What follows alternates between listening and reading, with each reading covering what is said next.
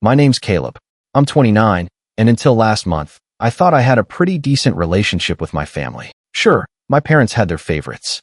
My older brother, Ethan, was the golden child, the one who could do no wrong, but I always thought I was at least tolerated. I'd built a life for myself, worked a normal job, and saved up to get engaged to my fiancée, Jessica.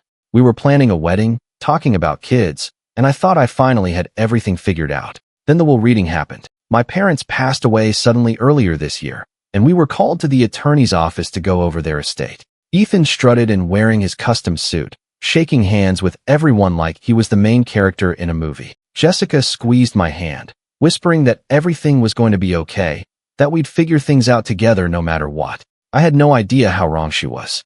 The lawyer cleared his throat, read the formalities, then got to the part that made my stomach drop. Ethan inherited my parents' $1.5 million penthouse in New York City, their investment portfolio, and my father's entire collection of rare vintage cars. I, on the other hand, was left with the family cabin, an old, falling-apart structure in the woods that hadn't been used in nearly 2 decades. No money, no savings, no car, just a creaking cabin that I hadn't seen since I was 12. Ethan smirked when he heard it, as if this was the most natural thing in the world. Makes sense, he said casually. I'll actually put what they gave me to good use. Caleb doesn't even like the city. I sat there frozen, humiliated, my ears ringing. Jessica gave me this look, a mix of pity and something else I couldn't quite place. The attorney pushed a few papers toward me to sign, and I did it mechanically, just wanting to get out of there. Later that night, Jessica confronted me. She was pacing around our tiny apartment, clearly agitated. Caleb, this is embarrassing, she said, almost spitting the words. You can't seriously think we're going to live in some rotting shack in the woods. I tried to calm her down, told her I'd figure something out, maybe sell the cabin, and use the money as a down payment somewhere else. But she just shook her head, crossing her arms. You'll never be a real man if you can't provide, she said coldly. That one hit me like a punch to the gut. The next morning, I woke up to an empty apartment and a short note on the counter. Jessica had moved out. By the end of the week, I found out through social media that she had moved in with Ethan, my own brother, and was happily sipping champagne on the balcony of what used to be my parents' penthouse. I didn't yell. I didn't call anyone. I just grabbed my keys, packed a few bags, and drove out to the cabin. The place was even worse than I remembered. Broken windows, moss growing on the roof, the front porch sagging under its own weight. But something about standing there, looking at what was supposed to be my inheritance, flipped a switch inside me. I decided right then I wasn't going to beg for scraps. The first night, I barely slept. The forest was quiet, the air heavy, my thoughts running wild. I kept replaying Ethan's smug face, Jessica's words, the lawyer's indifferent tone. I felt small, angry, humiliated. But the next morning, while clearing out the old pantry, I found something. And that's when everything changed. I woke up to the sound of creaking wood and birdsong, kind of silence that's almost too quiet, like the whole forest is holding its breath. My back ached from sleeping on the old couch, but I dragged myself up, determined to at least make the place livable. The cabin smelled of dust and mildew. The kitchen was a graveyard of rusted cans and warped wood, and the floorboards groaned like they might collapse under my weight. I started cleaning, partly because it needed to be done, partly because I needed to keep my mind from replaying Jessica's words on a loop. You'll never be a real man. I could still see her face when she said it, detached, disappointed, like I was some project she had wasted time on. Every sweep of the broom felt like I was pushing that memory further away. That's when I found the trunk. It was wedged under the kitchen counter, covered in dust and cobwebs, and locked with a heavy, rusted clasp. At first, I thought it was just an old toolbox, but when I dragged it out, I saw that it was carved with my grandfather's initials. My grandfather had built this cabin himself back in the 1960s, and I remembered him as this gruff, quiet man who never really spoke much at family gatherings. I tried to pry the lock open, but it wouldn't budge. It felt heavier than it had any right to be, and just moving it to the corner of the room left me sweating. I decided I'd deal with it later. I had enough problems to handle right now. That night, my phone buzzed. It was a family group chat message from Ethan, the first in months.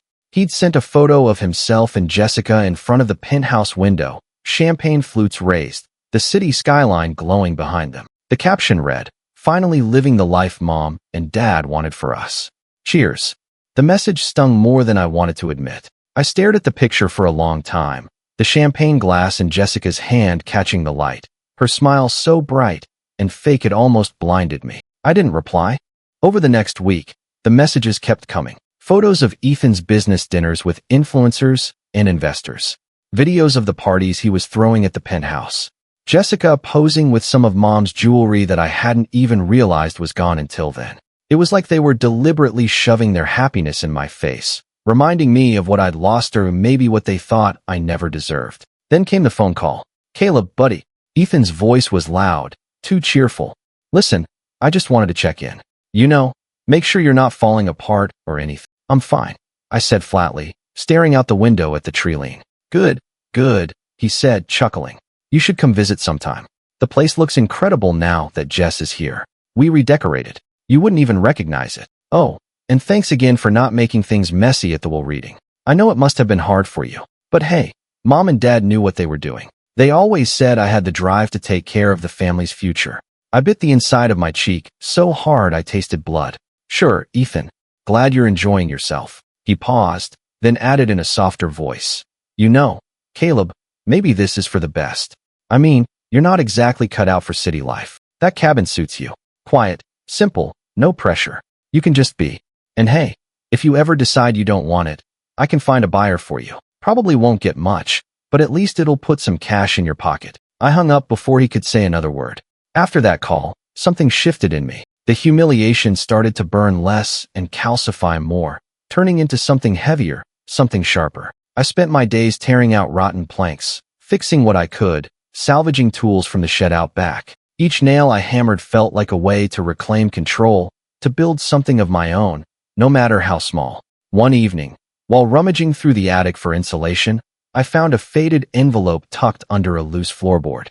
Inside were a handful of old black and white photographs. My grandfather standing in front of the cabin with a group of men I didn't recognize, all of them in suits, shaking hands. In the background, there was a massive piece of machinery half covered with a tarp, and behind that, stacks of something that looked like crates. On the back of one of the photos, in my grandfather's precise handwriting, were the words, "November 1964. The first shipment is secured. Never let the land go." I sat on the attic floor for a long time, staring at those words. The first shipment of what? What was so important that he wrote a warning to keep the land? The next day, curiosity got the better of me. I drove to the local town hall and asked about the property records.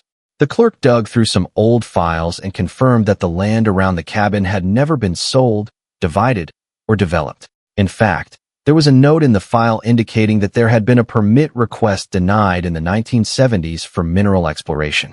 That night, I sat in the cabin, staring at the locked trunk again. My hands itched to know what was inside. I didn't have the tools to break it open, but I made a mental note to get a crowbar the next time I went into town. Before I could leave for supplies the next morning, another message came through from Ethan. This time, it wasn't a picture, it was a video call. Against my better judgment, I answered. The screen lit up with Ethan and Jessica lounging on the penthouse balcony. Ethan had his arm around her, grinning like he'd just won a prize. "Caleb, there you are," Ethan said. "Listen, we've been talking. We think it would be great for you to sign over the cabin to us. I mean, let's be real. You don't have the money to keep that place up.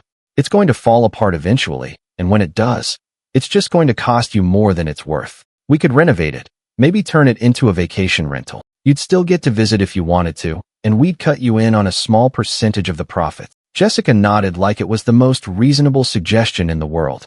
"It just makes sense, Caleb. You don't even like being out there, do you?" I stared at them for a long moment, my jaw tight. "No," I said finally. "I'm keeping it." Ethan's smile faltered. "Come on, man. Don't be stubborn. This is what's best for everyone." I said no. I repeated and hung up. I expected anger, but instead, what I felt was a strange calm, like I had drawn a line in the sand for the first time in years. That night, as the wind howled outside and the cabin creaked around me, I took the crowbar I'd bought and jammed it under the trunk's rusted clasp. With one good heave, the lock snapped. Inside was something that would change everything, but not in the way I expected. When the lock broke with a loud metallic crack, dust flew into the air and caught the light streaming through the cracked window. My heart was pounding like I had just committed a crime. I slowly lifted the lid, half expecting to find nothing but old blankets or broken tools. Instead, What I saw made me sit back on my heels, stunned. The trunk was packed with documents, maps, and what looked like several sealed metal tubes, each stamped with my grandfather's initials and a date. The papers on top were brittle but legible. Geological surveys, hand-drawn diagrams, and letters written between my grandfather and a man whose name I didn't recognize, but whose letterhead listed him as a director at some mineral company I'd never heard of. I spread the papers out across the kitchen table. The more I read, the faster my pulse raced. My grandfather had discovered something on this land, something big. The surveys showed high concentrations of rare earth minerals, the kind used in technology manufacturing. There were notes about keeping the land quiet until the market matures, and even a signed agreement with a clause that mentioned a future buyout option. I sat there for hours, piecing it together. If these documents were still valid and I had no reason to think they were in this land was worth far more than I could have ever imagined. I wasn't just sitting on some dilapidated cabin. I was sitting on a fortune. For the first time since the will reading, I felt a flicker of hope. Not just hope power.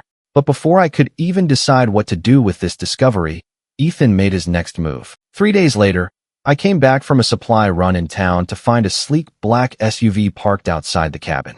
Ethan was leaning against the hood, wearing his usual smug grin. Jessica sat in the passenger seat, scrolling through her phone like she couldn't be bothered to look up. "What are you doing here?" I asked, keeping my voice level. Ethan spread his arms like we were old friends. "Relax, little brother. I just came to talk in person, like family." I didn't invite him inside, but he walked in anyway, looking around like he owned the place. "Wow," he said, wrinkling his nose. "This place is even worse than I imagined. You're actually staying here?" No wonder Jessica left. "This is depressing." Jessica snickered softly, without looking up from her phone. I gritted my teeth. "Get to the point, Ethan." He turned to me, his expression suddenly serious. "I'm making you one last offer. I've got a buyer lined up who's willing to take this dump off your hands for more than it's worth. You sign the papers, you get a nice chunk of change, and you don't have to waste the rest of your life rotting out here." I crossed my arms. "No." Ethan's jaw tightened. "Caleb, you're being ridiculous. You're sitting on a liability. This place is a money pit. And let's be honest, you've never been great with money. You're going to lose it all eventually anyway." I stepped closer, lowering my voice. I said no. "And if you ever show up here uninvited again, we're done. Don't call me. Don't text me. Don't show up. I don't care if you think Mom and Dad would have wanted this. I'm done being treated like the family disappointment." For a moment, I thought he might back down. Instead, he smirked, shrugged, and walked out. 2 nights later, I woke up to the sound of crunching gravel outside. I peeked through the window and saw headlights. Before I could react, I heard footsteps on the porch and then the unmistakable sound of the front door being tried. Someone was trying to get in. I grabbed the heavy flashlight I kept by the couch and swung the door open, heart hammering.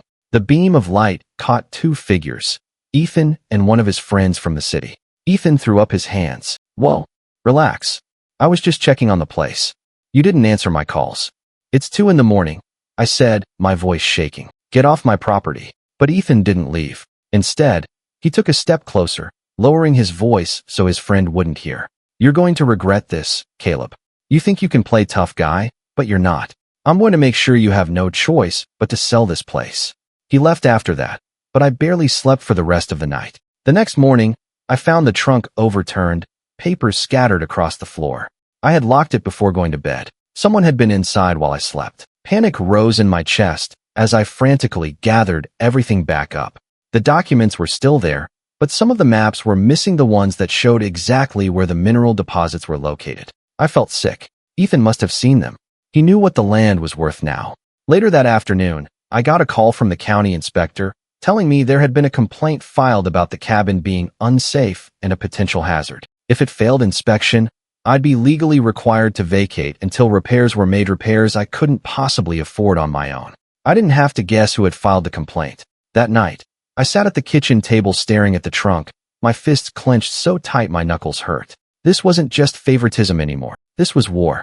And for the first time in my life, I wasn't planning to roll over and let Ethan win. The inspector showed up 2 days later. He was a tall, tired-looking man with a clipboard, boots still muddy from the last property he had been to.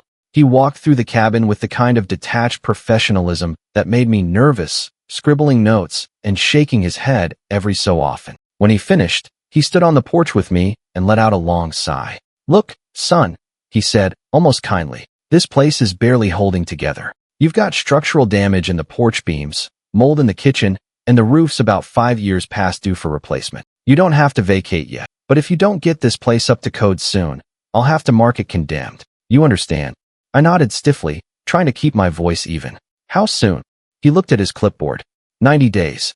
Maybe less if there's another complaint. 90 days. 3 months to fix a cabin that was falling apart, with money I didn't have and no one willing to help me. When he left, I sat down on the porch steps and put my head in my hand. The forest felt too quiet, like it was listening. All at once, the anger and humiliation that had been building for weeks came crashing down. My parents' favoritism, Ethan's smugness, Jessica's betrayal, it all felt like it was closing in on me. I stayed like that for hours, until the sun sank below the trees, and the cabin was just a dark silhouette behind me. For the first time since this whole mess began, I wondered if maybe Ethan was right. Maybe I should just sell it all, take whatever money I could get, and disappear. But then I thought of my grandfather's notes, his warning, never let the land go. That night, I had a dream about him. I was a kid again, sitting on the cabin porch while he whittled a piece of wood into the shape of a bird. He didn't say anything. He never was a talkative man. But in the dream, he handed me the bird and nodded toward the trees, like he was telling me to look deeper, to pay attention. When I woke up, the feeling didn't go away. I spent the next week in a fog, but it wasn't the kind of fog that paralyzed me. It was the kind that hides you while you think. I made lists of everything that needed fixing. New roof panels, replacing porch beams, clearing out mold. I started selling anything I didn't absolutely need, tools I could live without, the old furniture that was beyond saving. The money I got wasn't much, but it was enough for materials. I worked from dawn until late at night, hammering, sawing, hauling debris to the edge of the property. My hands blistered, my back ached, and sometimes I would just sit down in the dirt and stare at the ground, wondering why I was doing all this for a cabin that my own family clearly thought was worthless. And then another blow came. One afternoon, as I was replacing a section of the porch railing, a delivery truck pulled up. The driver handed me an envelope and drove away without a word. Inside was a letter from Ethan's attorney, a formal notice of intent to sue me for withholding family property of significant value. He claimed that the land contained mineral deposits that rightfully belonged to the family as a whole, and that I was refusing to act in good faith by not selling. I laughed out loud when I read it, but it wasn't a happy laugh. It was the kind of laugh that comes right before a breakdown. They weren't even pretending anymore. This wasn't about helping me or keeping the cabin safe. This was about taking what I had left. That night, I didn't sleep. I sat at the table with the trunk open, spreading out the documents again, this time looking for anything that could protect me legally. Most of the letters were about the land surveys and mineral rights. But then I found something I hadn't noticed before, a notarized letter from my grandfather, dated the year he died. It said in clear language that the land was to remain in my family line, but under no circumstances was it to be sold outside of it. There was even a clause stating that whoever inherited it would have sole discretion over its use. I felt a strange mix of relief and dread. Relief because it meant Ethan didn't have a legal leg to stand on. Dread because I knew that wasn't going to stop him from trying to make my life miserable until I gave in. The next morning, I drove into town and met with the only attorney I could afford. He was an older man, semi-retired, with an office that smelled like old books. He read through the letter and nodded. "You're in the clear," he said. "Legally, you own this land outright. If your brother tries to sue you, it won't go anywhere." I should have felt better, but I didn't, because Ethan didn't fight fair. 2 days later, I came back from hauling lumber to find the front door kicked open and the cabin ransacked. The trunk was still there, but its contents were gone. Every map, every letter, every scrap of proof that my grandfather had ever written anything about the land. I called the sheriff, but he shrugged. No sign of forced entry except the door. No fingerprints. Unless you have proof of who did it, there's not much we can do. I knew it was Ethan. Of course, it was Ethan. That night, sitting in the empty cabin, I felt something break inside me. Not the kind of break that leaves you shattered. The kind that leaves you cold and quiet, like a piece of metal that's been tempered in fire. I wasn't going to fight him the way he wanted me to. I wasn't going to beg or plead or sell. If Ethan wanted a war, I'd give him one, but on my terms. For the next few weeks, I stopped answering his calls. I let him think he'd won. I focused on repairing the cabin, on keeping my head down, on quietly gathering whatever I could to replace what was stolen. I went back to town hall and requested copies of the property records, then drove to the county archive to see if they had duplicates of the old surveys. Slowly, a plan began to form, one that would not just protect the cabin, but make sure Ethan and Jessica could never touch this land or me again. And when the first letter from Ethan's lawyer arrived, threatening further legal action, I didn't panic this time. I smiled, because now I knew exactly what I was going to do. The weeks that followed were the first time in months I felt something close to control again. Every morning, I woke up with purpose. My hands were still calloused and sore, but now they moved with a steady rhythm instead of desperation. I replaced the broken porch beams one by one until the structure stopped groaning when I stepped outside. I patched the roof with new panels I bought using the last of my savings, sealing out the cold drafts that had been creeping through every night. The cabin began to feel less like a crumbling inheritance and more like something I was actively shaping mine in every sense of the word. It still wasn't pretty, but every nail, every plank of wood, every patch of mold I scrubbed away felt like taking back a piece of my dignity. I also threw myself into the paperwork almost obsessively. The day after the break-in, I had gone to the county clerk's office and explained what had happened. To my surprise, they were sympathetic. Apparently, I wasn't the first person in this county to deal with a sibling who thought they were entitled to land. The clerk helped me locate duplicates of several key documents, including the mineral surveys and my grandfather's notarized letter. They even suggested I file to have the land officially recertified under my name with a fresh deed, a process that would make any future challenges from Ethan more complicated. I spent hours poring over those documents, scanning them, uploading them to secure cloud storage, and even mailing certified copies to myself so there would be a time-stamped record. If Ethan wanted to play games, I was making sure I had backup pieces for every move. During this time, I also started digging deeper figuratively and literally. One afternoon, while clearing brush near the shed, I found the remnants of an old wooden marker buried halfway in the ground. When I dug around it, I uncovered a second marker, then a third, forming a rough triangle. The area inside the markers was just flat earth, but something about it felt deliberate, like my grandfather had marked it for a reason. I borrowed a metal detector from a guy in town and spent 3 evenings sweeping the marked area. On the third night, I got a strong hit near the center and started digging. About 3 feet down, I hit something solid, a metal box. Inside was a set of vials, each labeled with dates and numbers, along with a letter from my grandfather. The letter was short, but it confirmed everything. These vials were samples of the rare earth minerals, proof of their purity and potential value.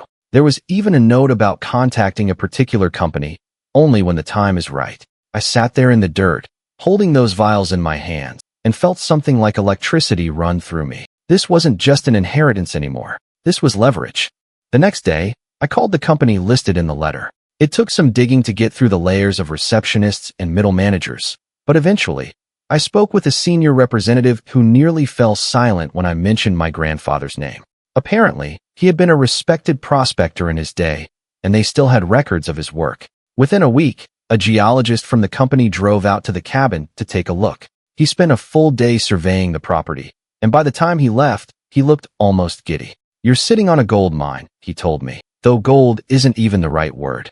"These deposits are in high demand right now. If you play your cards right, you could make a fortune."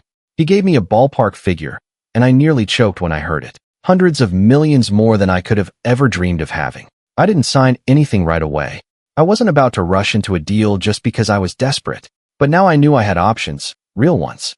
Meanwhile, Ethan kept trying to get under my skin. I ignored his calls, his texts, his lawyer's letters. I let him think I was hiding away, beaten and broke. Little did he know, every day that passed, I was getting stronger physically, financially, emotionally. The cabin became more than just a shelter. It became a base.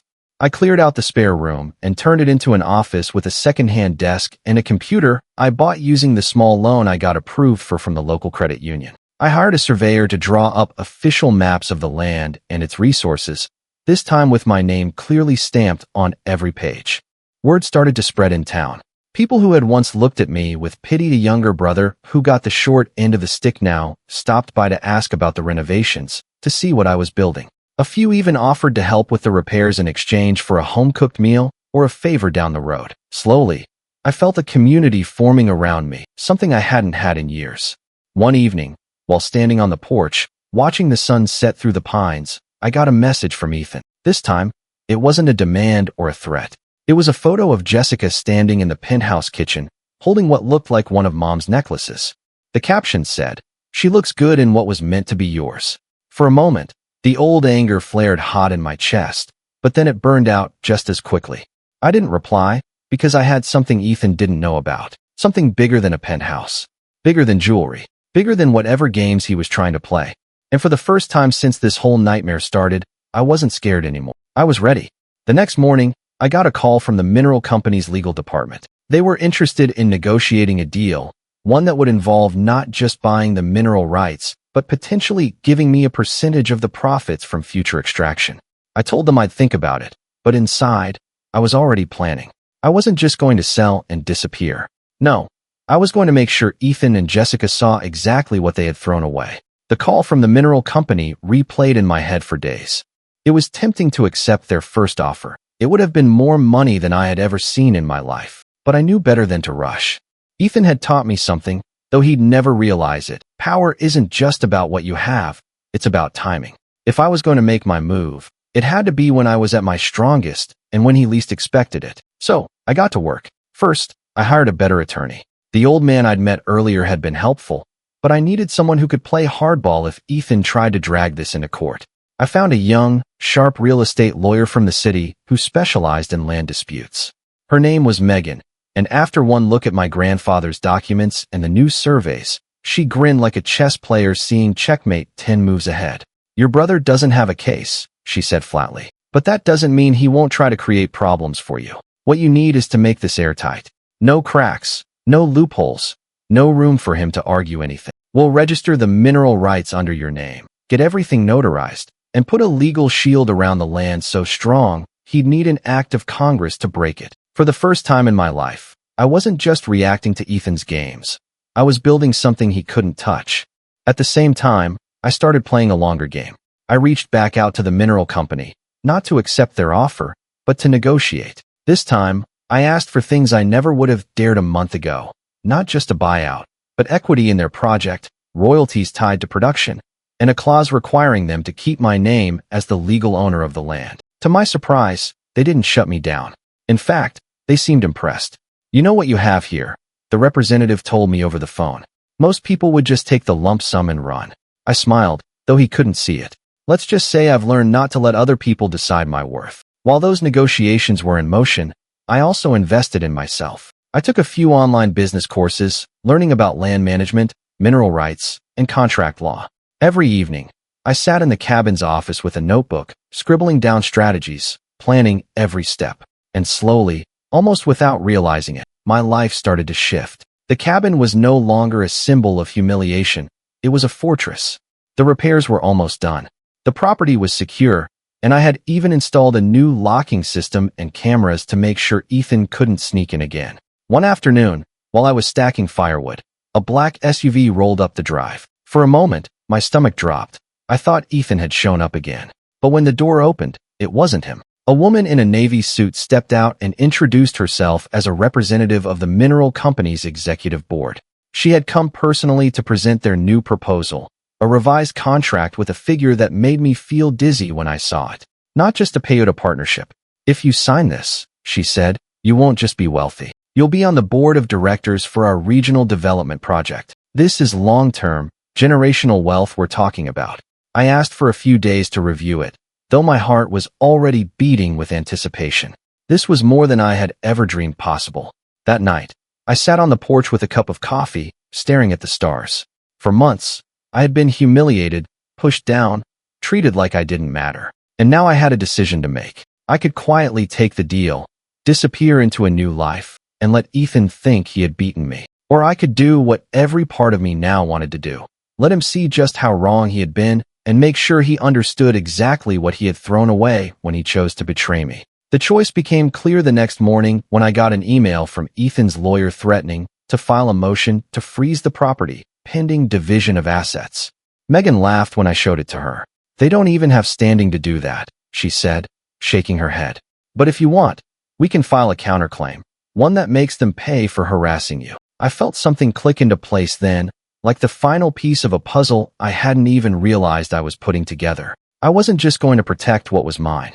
I was going to make them regret ever thinking they could take it. I started keeping a careful record of every threat, every message, every call from Ethan and Jessica. I had screenshots, printed copies, even saved voicemails. Megan helped me draft a formal cease and desist letter, one that spelled out exactly what would happen if they continued: financial penalties, legal fees, and a possible harassment case. And then I did something I knew would get under Ethan's skin more than anything. I invited him to the cabin not to negotiate, not to argue, just to catch up. I told him I had something to show him, something important. When he arrived, he was wearing that same smug grin, but I could tell he was curious. I led him inside, past the repaired porch, the fresh paint, the now pristine kitchen, and into the office where the new surveys and contracts were spread across the desk. "This is what you've been trying to steal from me," I said quietly, sliding the documents toward him. "And this is what you'll never have." For the first time, I saw something flicker across Ethan's face. Not anger, not smugness, but fear. He didn't say much when he left, but I knew this wasn't over. And that was fine, because now I was ready for whatever came next. Ethan didn't come back right away, and that was exactly what I wanted. The silence gave me room to move, to set things up just the way I needed. Over the next few weeks, I finalized everything with the mineral company. Megan reviewed every line of the contract, tearing through it like a hawk until there wasn't a single loophole left. By the time I signed it, I had secured not just a massive upfront payment, but a percentage of future profits that would keep money flowing for decades. The wire transfer hit my account 3 days later. For the first time in my life, I wasn't just financially stable, I was untouchable. I sat in the cabin's small kitchen, staring at the numbers on my laptop screen, and let out a long, slow breath. This was more than winning. This was freedom. But I wasn't done yet. I waited until the deal was fully public, until the mineral company announced their new extraction project, and the county posted the notices in the paper. The town was buzzing with the news. People stopped me in the street to congratulate me. I could almost feel Ethan's world closing in as he realized what had happened without him. And then I made my move. The first thing I did was send Ethan and Jessica a certified letter through my attorney. The letter laid everything out: the sale of the mineral rights, the amount of money involved, and a very clear statement that they had no claim to a single cent. It included copies of my grandfather's notarized letter, the property deed, and a legal notice informing them that any further attempts to harass me or interfere with the property would result in a civil suit for damages.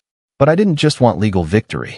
I wanted them to see what they had lost in person. So, I planned a gathering, not a party exactly, but a sort of unveiling. I invited neighbors, a few local officials, even the mineral company's representative. And yes, I invited Ethan and Jessica, too.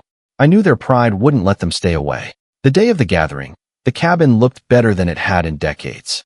The porch was solid, the windows replaced, the kitchen gleamed with fresh paint. I had even hung some of my grandfather's old tools on the walls, turning them into a display, a reminder of where all this started. When Ethan and Jessica arrived, they stepped out of their car dressed like they were going to a charity gala. Ethan wore a suit, Jessica a designer coat. I could see the way they looked around, taking in the repairs, the freshly cleared yard, the stack of firewood I had cut and stacked by hand. "Wow," Ethan said, forcing a smile. "You've really fixed the place up." "Thanks," I said calmly, as if we were just neighbors making small talk. "Come on in. There's something I want you to see." Inside, I had laid out the contracts on the table, the official ones, stamped and signed, with all the numbers in plain view. The mineral company rep stood next to me, smiling politely as Ethan and Jessica approached. "What is all this?" Ethan asked, his voice tight. "This," I said, gesturing to the documents, "is what you've been trying to get your hands on. The land's mineral rights were sold last week. The upfront payment cleared my account 3 days ago. And these," I tapped the pages showing the royalty agreement, "mean that every single year from now on, I'll make more than you and Jessica could spend in 10 lifetimes." Jessica's face went pale. Ethan's jaw clenched. "And just so we're clear," I continued, my voice steady, "you have no claim to any of it. Legally, financially, morally, this is mine. You tried to break into my home. You tried to take what was left of our family's legacy. You even sent inspectors to shut me down. And for what? So you could sell it for a fraction of what it was worth and buy yourself another car." Ethan opened his mouth, but I held up a hand. "Save it. You don't get to spin this. Not anymore. Megan, who was standing quietly in the corner, stepped forward and handed Ethan an envelope. This is your formal notice. Any further harassment will result in immediate legal action, including claims for damages and emotional distress. For a moment, the room was dead silent, except for the crackle of the fire in the wood stove. Ethan looked like he wanted to explode, but he didn't. Instead, he grabbed the envelope and stormed out, Jessica following behind him without a word. The rest of the gathering went on as planned. The neighbors congratulated me. The company rep shook my hand, and when everyone finally left, I stood alone on the porch, watching the taillights of Ethan's car disappear down the dirt road. It should have felt like victory, but it was more than that. It felt like closure. The next day, I saw the first ripple of what I'd done. Ethan posted nothing on social media. No champagne photos, no smug captions. Friends who used to fawn over his lifestyle started reaching out to me instead, curious about the project, asking if there would be jobs available when development began. It was subtle at first, but I could see it happening, the balance of power shifting. For years, Ethan had been the golden child, the center of the family's attention. Now, he was just a man who had thrown away his last chance to be part of something bigger than himself. And I wasn't finished yet, because there was one more thing. I wanted them to see something that would make sure they never forgot the choice they made. 2 weeks after the gathering, I got the call I'd been waiting for. The mineral company's public relations team was hosting a press event to formally announce the start of their project, and they wanted me there as the official landowner and partner. I almost said no at first.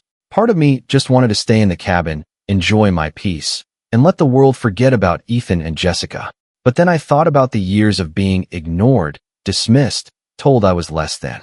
I thought about the will reading, about Ethan smirking in his expensive suit while I signed papers like an afterthought. And I thought about Jessica's voice in our apartment, cold and sharp, telling me I'd never be a real man. So I said yes. The day of the event was bright and crisp. The company had set up a stage on the edge of the property, near the marked area where the first drilling would begin. Reporters from the local paper were there, along with several county officials and even a few curious neighbors. And just as I suspected, Ethan and Jessica showed up, dressed to impress, as if they could somehow spin this to their advantage. When I stepped up to the podium, there was a ripple of camera shutters. I wasn't used to speaking in front of a crowd, but I felt strangely calm. I want to thank everyone for being here. I began, my voice carrying over the microphone. This land has been in my family for generations. My grandfather built the cabin behind me with his own 2 hands. And he left it to me with one clear instruction: never let the land go. For a while, I didn't understand what that meant. I thought it was just a burden, just a broken-down reminder of everything I didn't get. But I see now he knew what was here. He knew what it would mean one day. Not just for me, but for this entire community. I gestured toward the company representatives.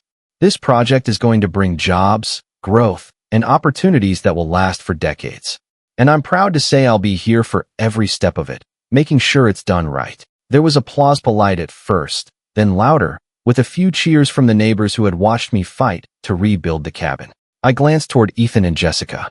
Their faces were unreadable, but Jessica's eyes darted away when she caught me looking. After the event, reporters asked for photos, and I agreed. They took shots of me shaking hands with the executives, standing by the survey flags, even in front of the cabin. By the next morning, my face was on the front page of the local paper under the headline, "Local Man Partners in $600 million Deal Revitalizes Historic Property." That headline spread faster than I expected. Within days, people from outside the county were reaching out: investors, journalists, even distant relatives I hadn't heard from in years. For once, I was the one being celebrated, and that's when the fallout started. Ethan called me late one night. His voice was tight, brittle, like something inside him was cracking. "You humiliated me," he said flatly. I leaned back in my chair, staring at the ceiling. "No," I said calmly. "You humiliated yourself. You had every chance to be part of this, Ethan. All you had to do was treat me like family. Instead, you tried to take what wasn't yours. You sent inspectors, lawyers, even broke into my home. And you think I humiliated you." There was silence on the other end, just his breathing. "Stay away from me," I said finally. "Stay away from this land. Stay away from my life. You made your choice."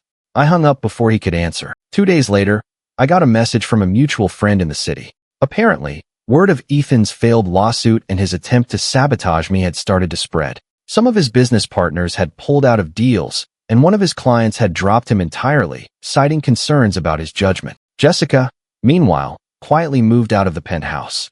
I only knew because she posted a cryptic message online about starting fresh. She didn't contact me, and I didn't contact her.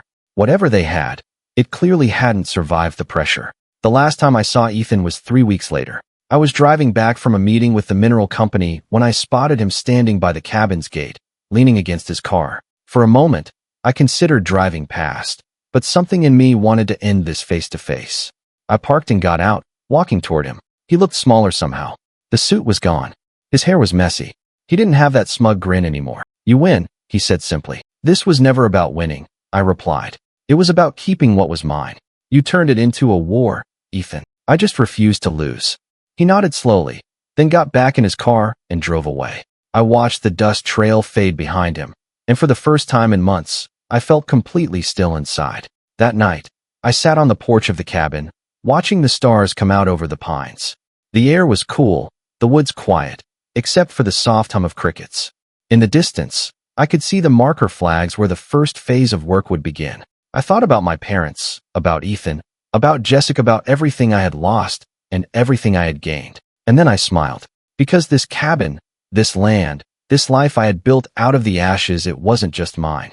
It was a monument, a reminder that sometimes the best revenge isn't shouting or fighting or tearing someone else down. It's standing tall, unshaken, and letting them see exactly what they threw away. I leaned back in the porch chair, took a deep breath of the cool night air, and whispered to the trees, almost like I was speaking to my grandfather. I kept the land, and for the first time, it felt like the forest whispered back.